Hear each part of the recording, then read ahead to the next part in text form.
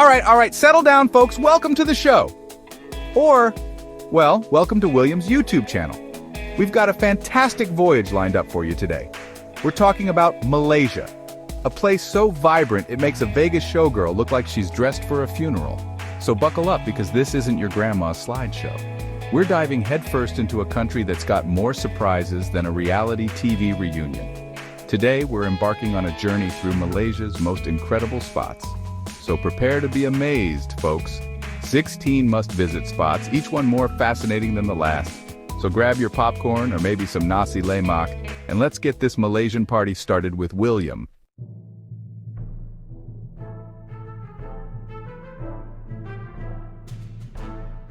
First up on our Malaysian hit parade, folks, are the Petronas Twin Towers in Kuala Lumpur. They were the world's tallest buildings from 1998 to 2004.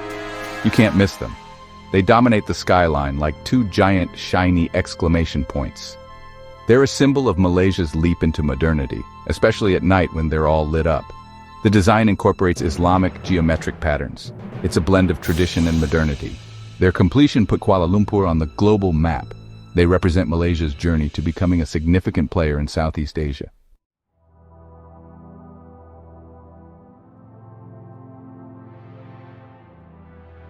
Next up, we're taking a little trip back in time, folks, to Malacca City, or Malacca if you want to get all local about it. This isn't just any old town. This place is a UNESCO World Heritage Site, which is basically like getting an Oscar, but for cities. And let me tell you, Malacca earned it. Walking through its streets is like stepping onto a movie set for a historical epic. It's got charm oozing from every brightly painted shophouse and cobblestone alleyway. Now, why all the fuss about this particular spot?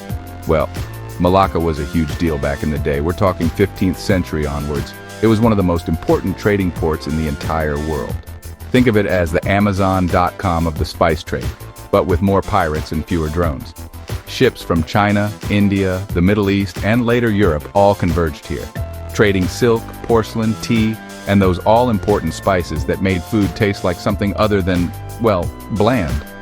The Portuguese, then the Dutch, then the British all wanted a piece of the Malaccan pie, and they all left their mark, architecturally and culturally. This historical Jenga game of colonial powers means Malacca is an incredible fusion of cultures. You've got crumbling European forts standing near ancient Chinese temples, and streets with names that sound like a United Nations roll call. The city wears its history on its sleeve, or rather, on its buildings. You can literally see the layers of influence, from the red Dutch square buildings to the intricate details on Peranakan houses. It's a living museum, where every corner turned reveals another story, another echo from a bygone era. It's the kind of place that makes you want to buy a fedora and a whip and pretend you're Indiana Jones. But maybe without the getting shot at part. Understanding Malacca's history is pretty key to understanding Malaysia as a whole. This port city was the crucible where different races, religions, and cultures first met, mingled, and sometimes clashed, creating the unique multicultural tapestry that defines modern Malaysia. It's where the story of the nation really began to take shape, so it's not just about old buildings. It's about the foundations of a country. It's like trying to understand America without knowing about Plymouth Rock or Philadelphia. Malacca is that significant, a vibrant reminder that the past is always present, especially when it looks this cool.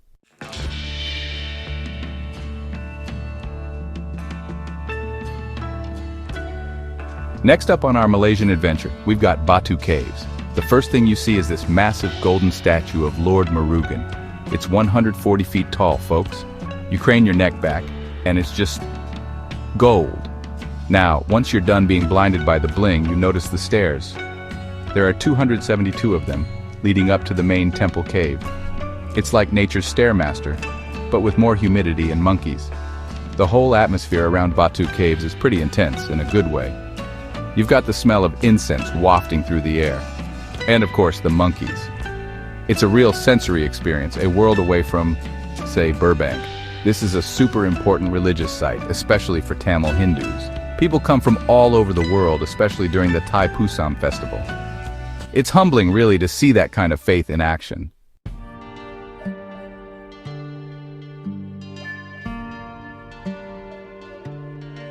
All right, moving on from holy mountains, let's dive headfirst into something a little wilder. Taman Negara. Now this isn't just any park, folks. This is one of the oldest rainforests on the entire planet. We're talking 130 million years old.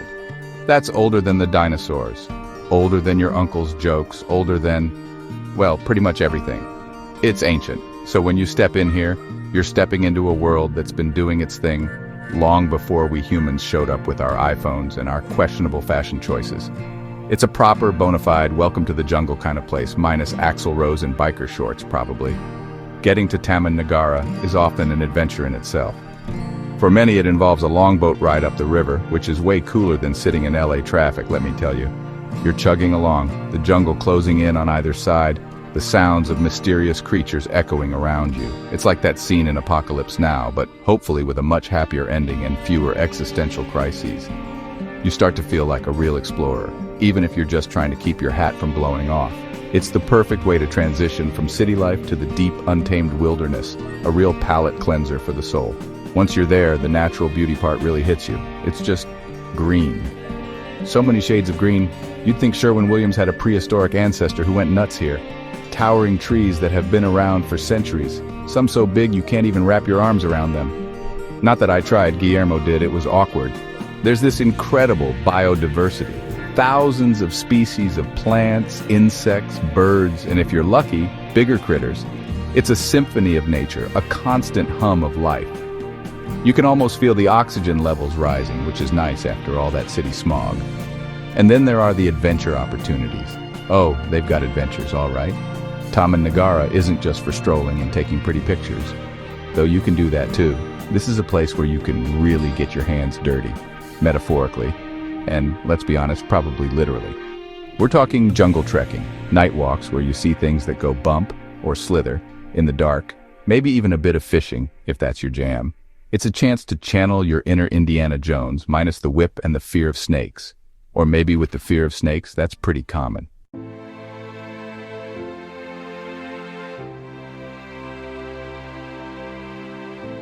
All right, let's shift gears and head to the island of Penang, specifically its capital, Georgetown. Now this place is special. It's a UNESCO World Heritage Site, which is basically the Nobel Prize for cities. It's an incredible melting pot of cultures, Malay, Chinese, Indian, with British colonial history.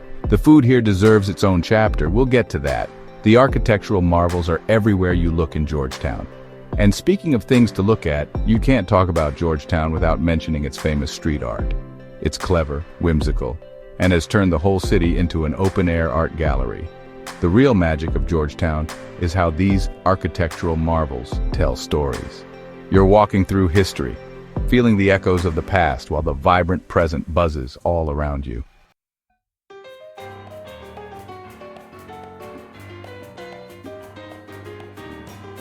All right, so you've seen the tall buildings, you've soaked in some history, but let's be honest, a big reason we travel is to eat things we can't pronounce, right?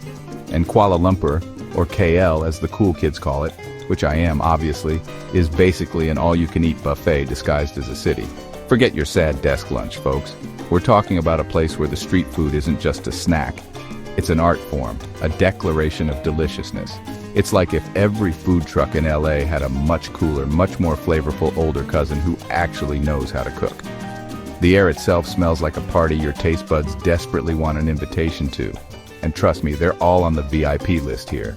Now, when I say street food, I'm not talking about a lone hot dog cart looking suspicious on a corner. Oh no, KL takes this to a whole other level. Think entire streets like the legendary Jalan Alor, completely surrendering to the power of the wok and the grill. It's a beautiful, chaotic symphony of sizzling sounds, fragrant smoke, and vendors who move with the kind of speed and precision that would make a Vegas blackjack dealer jealous. Hawker centers, these open-air food courts, are everywhere. Each stall a tiny kingdom ruled by a chef who's probably been perfecting that one dish since before I was making prank calls. It's organized culinary chaos, and it's magnificent.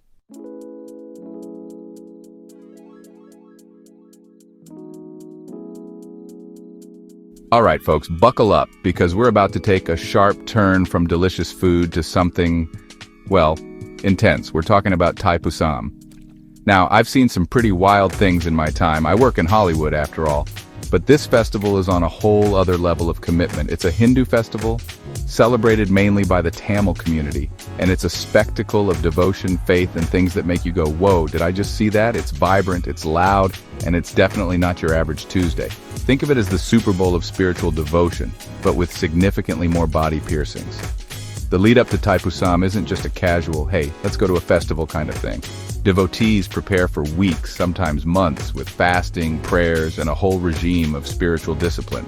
We're talking serious dedication here. I mean, I have trouble committing to a new brand of cereal, and these folks are engaging in profound acts of self-purification. It's a period of cleansing the body and mind, focusing on their vows to Lord Murugan, the Hindu god of war to whom the festival is dedicated. It puts my New Year's resolutions, which usually last until about January 3rd, into rather stark perspective. Now, the centerpiece of Thaipusam, the thing that really gets your attention, is the kavadi. And a kavadi isn't just a fancy hat, okay? These are elaborate structures, sometimes weighing a crazy amount, decorated with flowers and peacock feathers, and carried by devotees as a form of penance or offering. And how are they carried? Often through skewers and hooks pierced into their skin and tongues. Yes, you heard that right. It's a demonstration of faith that is, to put it mildly, visually arresting. I'm pretty sure if I tried that, I'd just end up tangled and complaining. These guys, though, are often in a trance-like state, seemingly oblivious to pain. The main event, especially in Kuala Lumpur, involves a massive procession, often starting in the city center and heading all the way to the Batu Caves. Remember those giant stairs we talked about? Thousands upon thousands of people participate. Devotees carrying their kavadis, supporters chanting and playing drums. The energy is electric, almost overwhelming.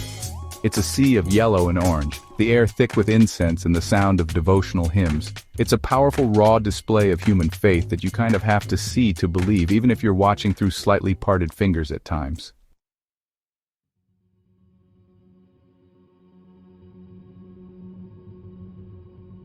All right, let's swap the cityscapes and the intense festivals for something a little wilder.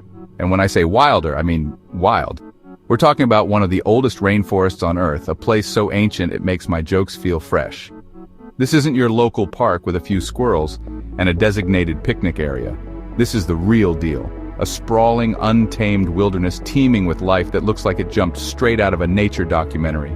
Probably narrated by someone with a much more soothing British accent than mine. It's vast, it's mysterious, and it makes you feel incredibly small, in a good way, mostly. The biodiversity in Borneo is just staggering. It's like an A-list party for the animal kingdom, and everyone cool got an invite. You've got the iconic orangutans, those wise, ginger-haired dudes just chilling in the trees, probably judging our life choices. Then there are the proboscis monkeys, with those distinctive noses. Let's just say they wouldn't win any conventional beauty contests, but they're certainly memorable. And pygmy elephants. Actual, tiny-ish elephants. It's a lineup of creatures so unique and fascinating you'll be pointing and gasping like you've just seen Guillermo walk a red carpet in a tutu, which, knowing him, is not entirely out of the question.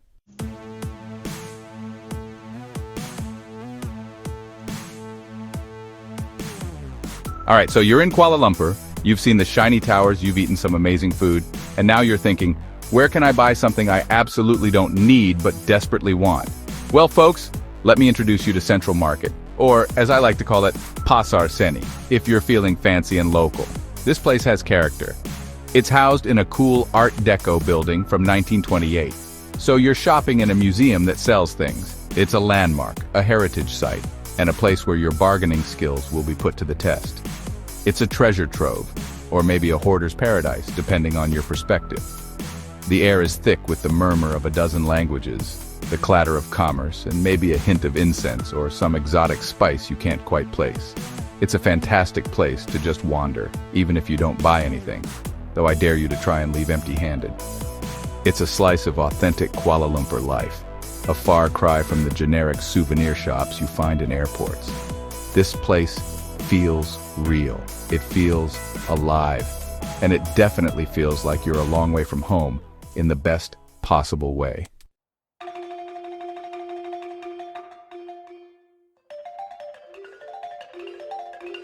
All right, next up, we're hopping over to Borneo to a place called the Sarawak Cultural Village.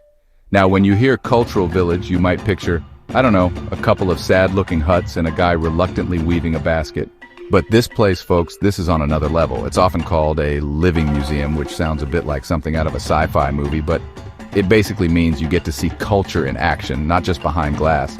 It's like Epcot Center's World Showcase. But instead of slightly tipsy tourists in mouse ears, you get an actual immersive dive into the diverse indigenous cultures of Sarawak. It's educational, sure, but it's also surprisingly entertaining, especially when they try to get you to participate. The whole setup is pretty ingenious. They've got these authentic ethnic houses representing the major tribal groups of Sarawak. You've got the Iban Longhouse, the Bidayu bamboo huts, the Orang Ulu dwellings, and more. And these aren't just replicas. They're built in the traditional style, using traditional materials. You can wander through them, see how people lived, and imagine trying to get decent Wi-Fi in a house built on stilts in the middle of the jungle. It really gives you a sense of the rich tapestry of cultures that make up this part of Malaysia. It's a far cry from your standard suburban cul-de-sac, let me tell you. You start to appreciate your Tempur-Pedic mattress a whole lot more after seeing some of the traditional sleeping arrangements.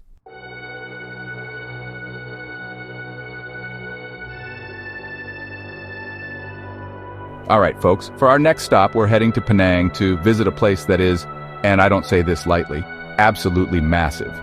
It's called Kek Lok Si Temple, which apparently translates to the Temple of Supreme Bliss. And supreme it is, in scale at least. This isn't just a temple, it's a sprawling complex of temples, prayer halls, pagodas, and gardens, all perched on a hillside overlooking Air Itam. They say it's one of the largest Chinese temples in Southeast Asia, and believe me, after you've walked around it for a while, you'll believe them. You might even need a nap. It's like the Disneyland of Buddhist temples, but with more incense and slightly fewer churro stands. Getting up to the main parts of the temple can be an adventure in itself. There are winding paths, countless stairs, oh so many stairs, and even a little inclined lift, which I highly recommend if you value your knees. As you ascend, you pass through different sections, each one seemingly more elaborate than the last. There are souvenir stalls, of course, because enlightenment doesn't pay for itself, selling everything from Lucky Charms to little Buddha statues. It's a vibrant, bustling place filled with both devout worshippers and curious tourists like us, all trying to take in the sheer spectacle of it all.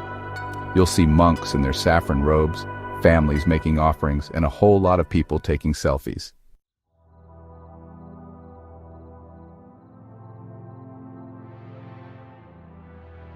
All right, so you've seen the towers, you've eaten the food, you've probably sweated a bit, let's be honest. Now it's time for what many of you go on vacation for, the beach. And in Malaysia, when you say beach, you gotta say Langkawi. They call it the Jewel of Kedah. I don't know how many jewels Kedah has. Maybe it's like Elizabeth Taylor's collection, just jewels everywhere. But Langkawi, this archipelago of like 99 islands, seriously, who stopped at 99? Was 100 too much paperwork? This place is where your screensaver dreams go to become reality. It's got that postcard perfect vibe down pat, you know? Now, when you hit Langkawi, one of the first names you'll hear is Pantai Tenang. Think of it as the popular kid in the Langkawi Beach High School. It's got the looks, the charm, and everyone wants to hang out there. We're talking long stretches of powdery white sand, the kind that feels amazing between your toes, not the kind that's secretly full of tiny, angry crabs. And the water! Oh, the water. It's this beautiful turquoise, clear enough that you can see your feet and wonder if you should have gotten a pedicure before this trip. It's lively, it's got a buzz, but it's not, Daytona Beach spring break chaotic, more like a really chill, very good-looking block party. So what do you do at Pantai Kenang besides, perfecting your tan and making everyone back home jealous with your Instagram stories? Well, you can just plop down on a rented lounge chair, grab a coconut. They serve them right in the coconut, which is always fun until you try to carry it and watch the world go by. The sunsets here are legendary, folks. We're talking colors you didn't even know existed, painting the sky while you sip on something fruity. It's the kind of place where doing absolutely nothing feels incredibly productive. You're recharging, you're de-stressing, you're probably forgetting what day it is, which is the ultimate vacation goal, right? But maybe you're not into the see and be seen. Maybe you want something a little more secluded? Langkawi's got you covered. Head over to Tanjung Ru. This place is a bit more on the down low, more serene. It's got these dramatic limestone karsts jutting out of the water, creating these little coves and private spots. It's where you go to whisper sweet nothings, or just to read a book without someone's frisbee landing on your head. It's still stunningly beautiful, just with the volume turned down a notch. So whether you want a beach party or a beach escape, Langkoe says, yeah, we can do that. It's pretty accommodating for a bunch of islands.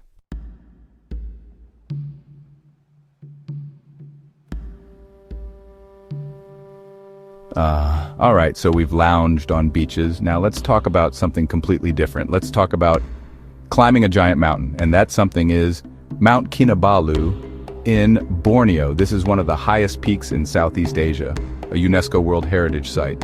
Climbing Mount Kinabalu is a serious undertaking. It takes a couple of days, you need a permit and a guide. The allure is undeniable. Imagine telling your friends, yeah, I climbed Mount Kinabalu. There are a couple of main trails to get you up this beast. The most common one starts at Timpohan Gate. The Mesilao Trail is longer and more scenic, but tougher. As you ascend, the landscape changes dramatically. You start in a lush tropical rainforest. The lower slopes are famous for their incredible biodiversity. It's a botanist's dream. For the rest of us, it's just really pretty stuff to look at. But hey, adventure calls.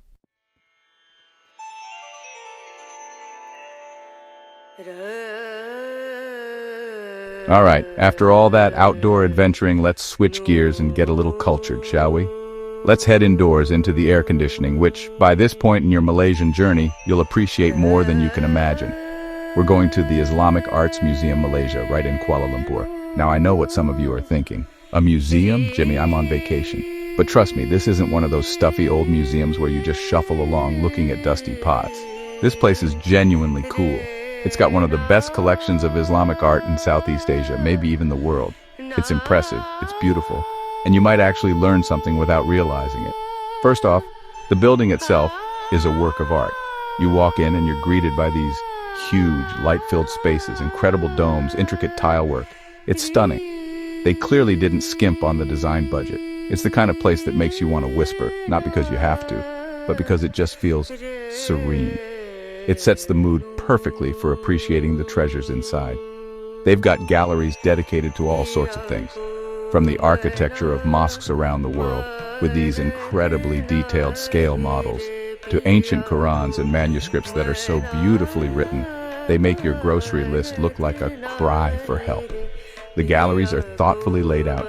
You can wander through sections showcasing Islamic textiles, with fabrics so rich and detailed you'll want to redecorate your entire house.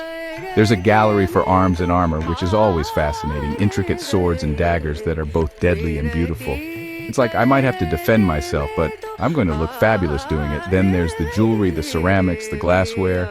It's a feast for the eyes. Each piece tells a story, not just of incredible craftsmanship, but of a rich and diverse culture spanning centuries and continents. It's a lot to take in, but in a really good way. What's really striking is the sheer diversity of the art. You see influences from China, India, the Malay world, the Middle East, all coming together under the umbrella of Islamic art. It's a reminder of how interconnected the world has always been, long before the internet and cheap flights. The museum does a fantastic job of showcasing this, from tiny, exquisitely carved seals to massive, ornate wooden room reconstructions. You could easily spend a whole day here and still not see everything. It's the kind of place that makes you appreciate the patience and skill that went into creating these objects. My kid can barely make a decent Play-Doh snake.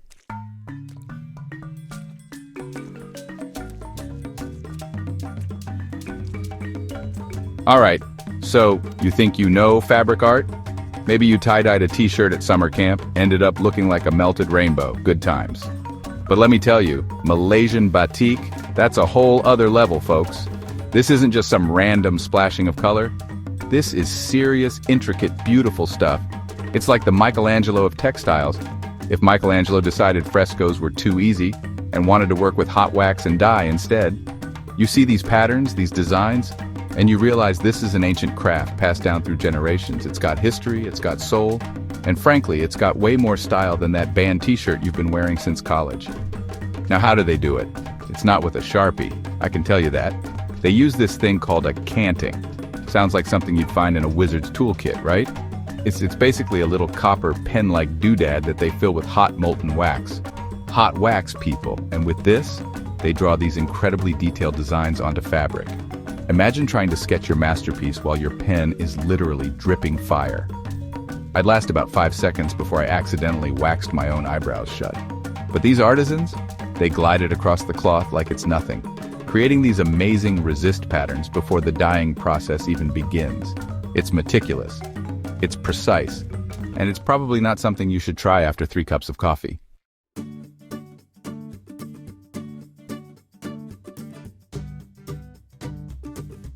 All right, let's talk about where you're going to crash after a long day of, experiencing all this amazing Malaysian stuff. You could go for the standard hotel, sure, tiny soaps, questionable artwork on the walls, a mini bar that costs more than your flight, or you could try something a little different, something a lot more real. I'm talking about a Malaysian homestay, folks. This isn't just a room, it's an invitation. It's like staying with that cool aunt and uncle you never knew you had. The ones who live in a fascinating country and actually want to share their life with you. Forget the concierge, you've got a family. So what's the big deal? Why a homestay over a fancy hotel with 1,000 thread count sheet that you're probably too tired to notice anyway? It's about authenticity, people. It's about stepping out of the tourist bubble and into the real rhythm of Malaysian life. You're not just observing from a tour bus. You're part of the neighborhood, even if it's just for a few days. You'll eat food cooked in a home kitchen, not a giant industrial one. You'll hear stories you won't find in any guidebook. It's the difference between watching a cooking show and actually being in the kitchen with the chef, smelling the spices, maybe even getting to stir the pot.